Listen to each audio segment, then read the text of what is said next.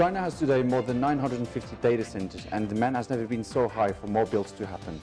Chayora is a company building 2 hyperscale data centers, one in Beijing and one in Shanghai. And Jonathan Berney, Chief Operating Officer of Chayora, is here to talk to us about the market in China. Jonathan, thanks a lot for talking to Frontline. What is the current maturity state of the Chinese market in the data center space? I think the way to describe the Chinese market right now is that it has examples of mature data centers, but generally it's not a very mature market. And it manifests itself in terms of a mismatch between supply and demand. As you've mentioned, there is a huge demand for increase in data centers. But there's also a demand for increase in the type of data centers. So outside of CT, CU, CM, so China Telecom, Unicom and Mobile, the availability of hyperscale data centers is almost non-existent to the international market, certainly. And the domestic cloud players will effectively build their own right now. But I think the interesting thing about China is that it can move very quickly. And so there is a change and there is an aspiration to mature. Also from a regulatory sort of level? From a regulatory level to a point, but actually more to do with the 5-year plan and the fact that it's a stated intent that cloud is required to be part of the economic development of China. So the Internet of Things, artificial intelligence, and everything that brings with it will place huge demand on the infrastructure, of which data centers are one part, if you like. Yeah, but it's interesting when we're looking to China, because usually the main players are telecommunication providers. Yes. So China, you mentioned already quite a few, so China Telecom, China Unicom, and China Mobile. Yes. How is the market changing around these sort of things? Is it becoming more colocation driven? Is it still telecommunications driven? I think the telecoms players will still continue to be dominant for a while, with 65% of the market presently, but actually their ability to deploy capital into the data center market we have observed is being restricted because they need to deploy that capital into the network. That doesn't mean that they're not involved in operation, quite the opposite actually, and we're seeing lots of certainly the local cloud providers, so domestic cloud providers, asking CT, CU or CM to be effectively the provider of data centers, and then CT, CU, CM will go and ask another party to provide the data center itself. So people like you in the future? Maybe like us. It depends on what the pricing is like. And so I think, but certainly as a model, it's our intent to enable the Chinese market through data center infrastructure, and providing we can make it work from an investment perspective, then we're keen. But I think the other thing that's going to happen is that the demand, particularly from the international players, but I see this coming from the local providers or local cloud players, is that the data centers that are being provided need to be significantly more efficient. And so CT, CU, CM will be looking to other parties to provide that, because the total cost of operation is high, and power use is a massive part of that total cost of operation. So I see that being a major play in the way this works, and then operating standards and the resilience and availability will also be part of the discussion, and the demand, which I think will force a change in the way data centers are delivered and the quality of product that's delivered in China. Okay. Actually, picking up on demand, so China is home to 1.3 billion people, set to grow to about 1.5 billion in the next 20 years, 20, 30 years or so. But half of the population is pretty much not connected to the internet yet. Yes, so nearly half of the population. How is this going to drive the demand, and how will data centers answer this? Because you're going to need a huge boom of data centers in China. And what can investors get out of it, actually, so external investors? Because we are seeing quite a few PE firms, especially from the United States, but also in Europe, starting to go into Asia and then starting to go into China. Yeah. So what are the opportunities that this will drive to those guys specifically? Yeah, I mean, I think it depends on what their risk profile is. And I think the truth is that we don't yet see any very large-scale independent data center providers in China that are sort of investment attractive for foreign money. There are a couple who I would describe as medium scale, Okay. who have been very successful and are great companies. But in terms of the build required and the expansion, they're not going to be able to deliver. So I think from our perspective, that's exactly why we've decided to play in this market. That we see a huge demand side that's not being met by the supply side. Volume as well as quality in terms and scale and scalability and strategic nature of it being all factors in that. But I think it's not yet at a stage where there's a mature market and you're just putting a weight of capital and allocation into the market. And so the investors that are likely to be successful in this market are going to need to A, want to back the market, and B, frankly, be comfortable with the statement that the demand is going to be there. Because I think once there's a customer signed, fully leased up data center, of course, it's going to be investable. And the challenge then, I think, is going to be what's the price of capital? And domestic money is much cheaper than international capital. Okay. And could regulations hinder any relationship with foreign investors, or is that not an issue at the moment? To a point, it does. It depends on whether we're talking about majority stakes or not. Okay.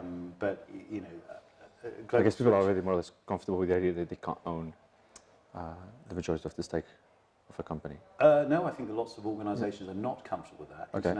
But those are the operator type investors, and they're going to have to obviously go through a period of understanding as to what their aspirations are really all about. But I think the traditional financial investors, private equity firms, pension funds are happy with minority stakes, and it then comes down to what's the basis of the management, the control, the governance, and the circumstances under which their money is being deployed and invested.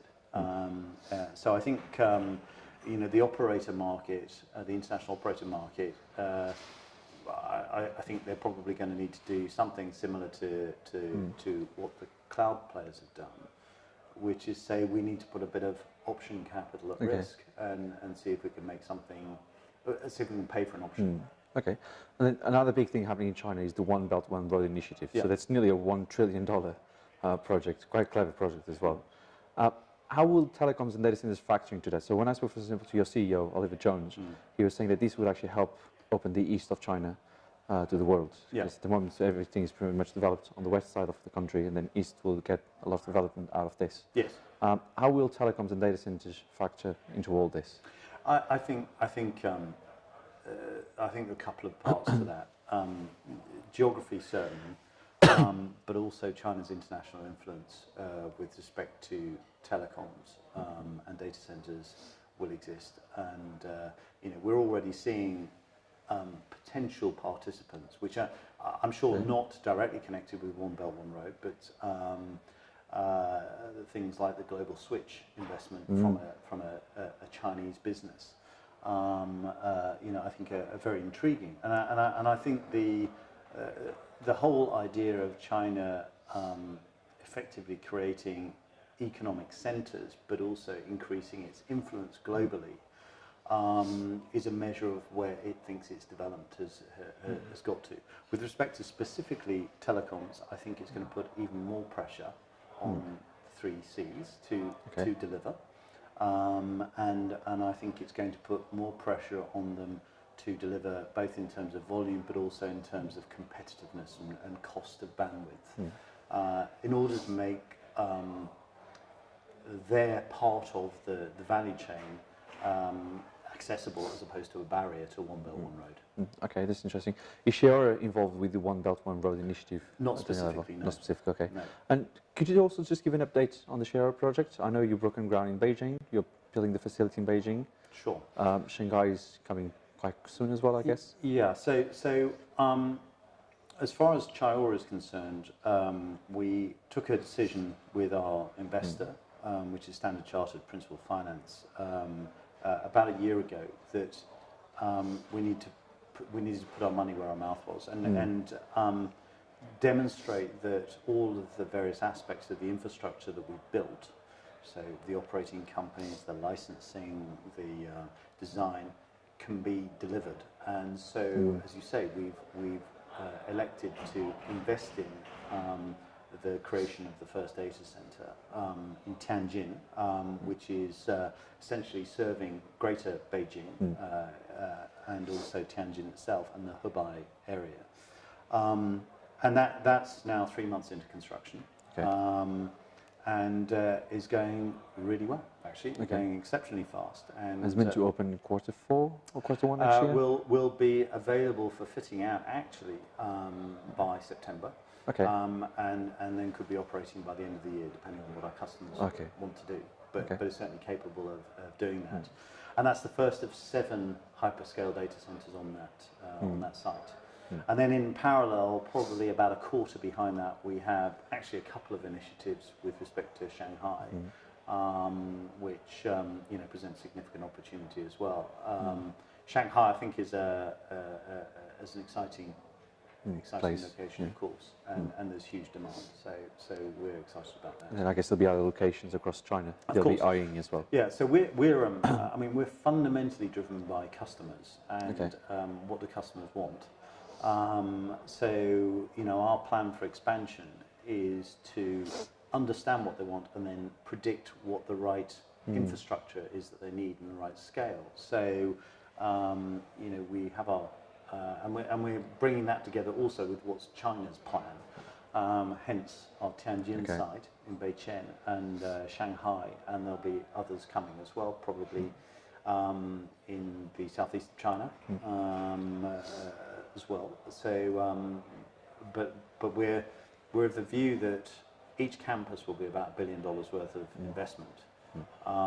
So Chayora will be investing about 7 billion. Ultimately, we could be. Yes, that's the intention. Yeah, yeah. But we've got to make sure we don't bite off more than we can chew. Yeah, well, it's a long-term plan, I guess. Yes, quite. Yeah. And you asked right at the start about. What do investors think? Investors want to invest in platforms. Investors want to see a very exciting route to long-term investment opportunity and return. I think the opportunity, particularly when you've got domestic capital available as well, is very interesting from a price perspective. Okay, so but you've got a mix of investors. You've got some Americans, a few Chinese.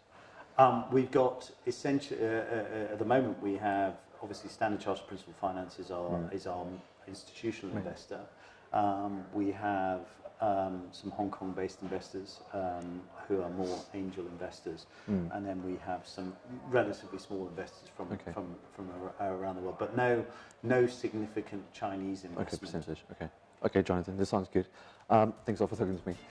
Don't forget you can follow Data Economy on Twitter, Facebook, and LinkedIn, and also visit the website on www.data-economy.com.